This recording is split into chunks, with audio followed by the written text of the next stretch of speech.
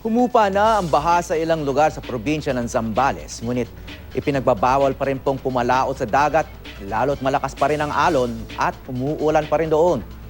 May news to go si Cesar Apolinario. Cesar. Hawi, nasa yellow warning pa rin itong buong probinsya ng Zambales. Kaya may mga nararanasan pa rin na mga pag-ulan dito. Bagaman na humupa na ang mga pagbaha ay may mga bayan pa rin na apektado.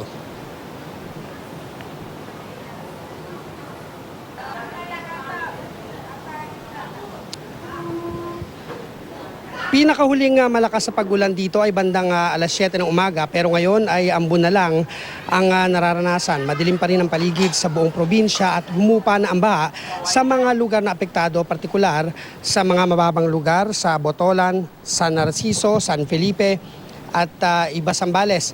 Kaya nagsiuwian na ang maraming residenteng nagsilikas kahapon, pero may mga nananatili pa rin sa mga itinalagang evacuation center dahil nasa yellow warning pa rin dito sa Zambales. Problemado pa rin ang mga residente, lalo na yung mga umaasa sa dagat. Pinagbabawal pa rin kasi ang pangingisda rito, lalo't malakas pa rin ang mga alon sa dagat. Sa ngayon ay pinakaapektado pa rin ang pagbaha ang San Felipe na may naitalang mahigit 1,600 pamilya. Mahigit 50 pamilya ang nasa evacuation center.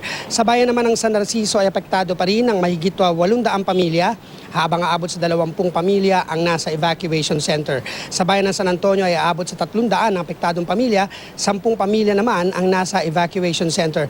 Mahigit 300 naman sa bayan ng Botolan, habang halos wala nang naitalang pamilya na nasa evacuation center. Pinakamababang bilang ang apektado sa iba Zambales. Gayunman ay umabot sa mahigit 50 pamilya pa rin ang nasa evacuation center, lalo't may mga baha pa rin sa lugar. Tutok ngayon ng mga otoridad sa buong probinsya ng Zambales, lalo na sa mga mababang lugar, at sa ngayon ay mabuti na lang, bumubuti na ang panahon, Hawi, no, sa mga nakita natin sa pag-ikot natin kanina. Bagaman may mga hanggang tuhod na baha pa rin, lalo na sa mga mababang lugar, at yung malapit sa ilog ay may mga residente na nagsusumika pa rin, na tanggalin yung mga tubig sa kanilang mga bahay, at para hindi nga maperwisyo ay tumutulong na ang mga opisyal ng barangay at nagtutulong-tulong sila para tanggalin ang mga baha sa kanilang lugar. Hawi. Okay, Cesar, ano ba yung pinakamapanganib na bantaryan sa Zambales? Yung storm surge, yung tinatawag nga na storm surge galing sa dagat, o yung baha galing sa bundok na dumadaan sa mga ilog?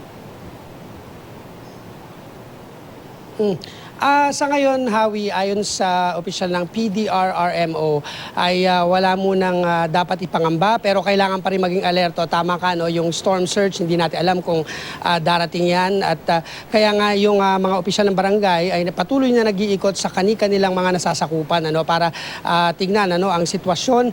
Dahil malalakas pa rin talaga ang alon dito, Hawi, bagaman wala ng pag-ulan. Although kaninang alas 7 ng umaga, lumakas ang buhos ng ulan, kaya lumakas na naman ang alon. Pero sa mga oras na ito, after mga 2 hours na malakas sa pag-ulan na yan, ay wala nang malalakas sa pag-ulan muli na naranasan. Although yung naka-standby sila, pati yung mga residente. Alam mo, ang maganda rito, yung mga residente rito sanay na kapag ganitong malalakas sa pag-ulan, at binabayo sila. Lalo na yan, na although lumabas na yung bagyo, ay may kumbaga, epekto pa rin nung habagat, kaya patuloy ang pag-ulan. Pero ayon sa mga residente, ay mananatili pa rin sila sa kanilang mga tahanan.